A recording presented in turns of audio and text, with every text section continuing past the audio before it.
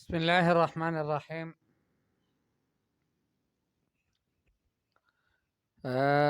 حل تذکرون، کیا تم یاد کرتے ہو؟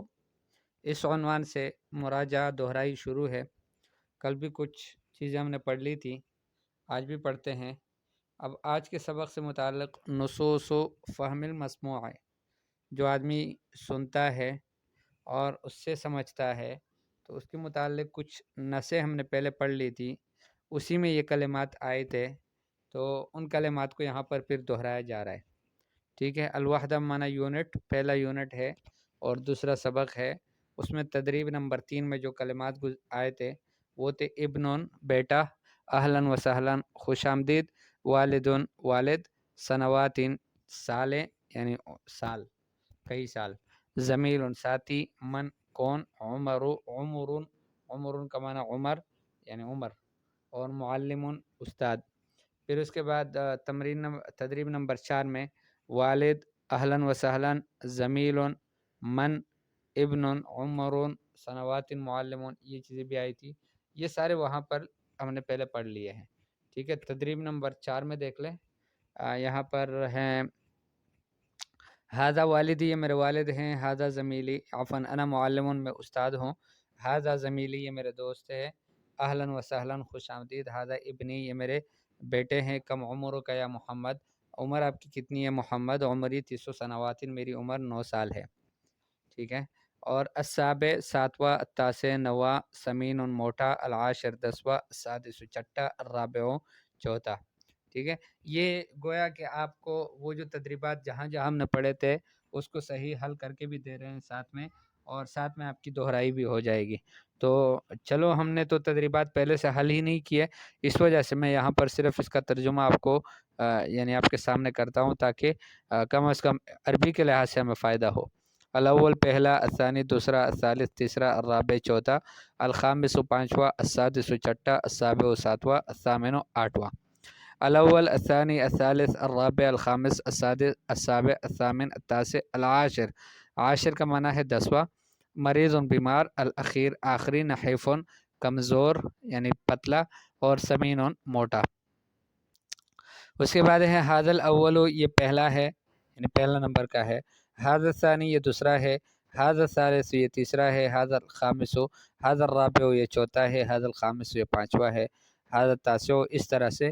انت العاشر، آپ 10ویں ہیں، انت الاخیر، آپ آخری ہیں، انا مریض، میں بیمار ہوں، حل ہوا سمین، نعم ہوا سمین، کیا وہ موٹا ہے، جی ہاں وہ موٹے ہے، حل ہوا نحیف، کیا وہ کمزور ہے، نعم ہوا نحیف، وہ پتلا ہے۔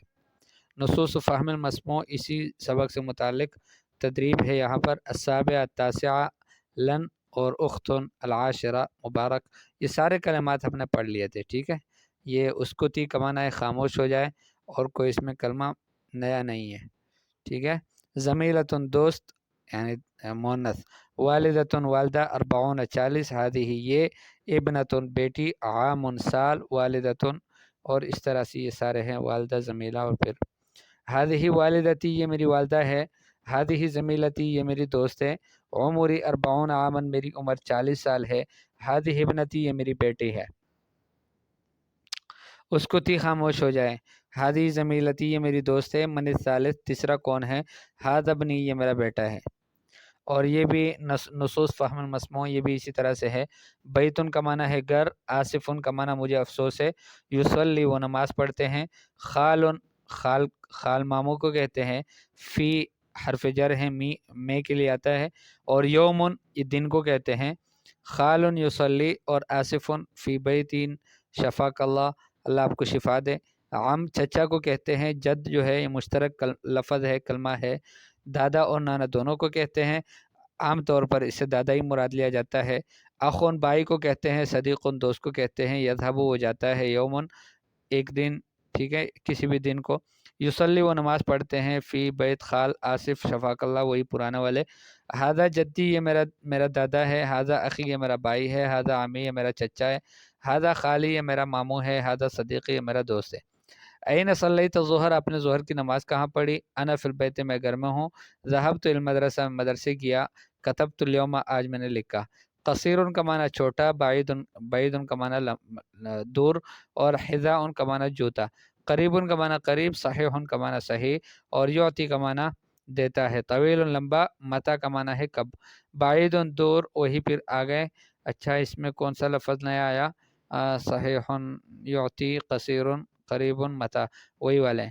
اچھا اس کے بعد ہے آتینی القلم، آتینی القلم، مجھے قلم دے دو، خذ الحذاء، جوتا لے لو، البیت بعید، گھر دور ہے، الطفل قریب، بچہ قریب ہے، انت طویل، آپ لمبے ہو، انا قصیر، میں چھوٹا ہوں، ہذا یعنی چھوٹے قد کا ہوں، ہذا صحیح، یہ صحیح ہے۔ نص و فہم المسموع اسی طرح سے ہیں، اس میں بھی صدیقتن دوست، من فضل کا آپ کی مہربانی، زوجہ بیوی، جدتن دادی یا نانی، زوجن شوہر، اطفال بچے، جدتن دادی یا نانی، صدیقہ وہی پھر آ گئے۔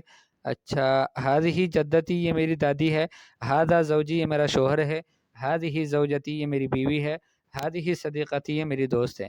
الاربعاء بدھ کے دن کو کہتے ہیں، اور خالتن خالہ، خالہ کو کہتے ہیں، لیلتن رات کو، الجمعہ جمعہ کا دن، خمیس جمعرات کا دن، یزور زیارت کرتا ہے، الاسبوع ہفتہ۔ اچھا اس کے بعد بھی وہی کلمے ہیں تقریباً۔ اچھا اس میں صرف ایک وسط ہے، وسط کہتے ہیں درمیان کو۔ متی تزور عمک، اپنے چچا کی زیارت کب کرتے ہو؟ ازورہ یوم الجمعہ، جمعہ والے دن میں اس کی زیارت کرتا ہوں۔ متی تزور جدک، اپنے دادا کی زیارت کب کرتے ہو؟ ازورہ یوم الاثنین، میں پیر والے دن اس کی زیارت کرتا ہوں۔ متی تزور ابنک، اپنے بیٹے کی زیارت کب کرتے ہو؟ ازورہ یوم الخمیس، جمعرات والے دن اس کی زیارت کرتا ہوں۔ متی تزور صدیقک، اپنے دوست کی زیارت کب کرتے ہو؟ ازورہ یوم الاربعاء، بدھ والے دن اس کی زیارت کرتا ہوں۔ متی تعطین القلم، مجھے کب قلم دو گے؟ یوم الثلاثاء، پیر والے منگل والے دن عفوا۔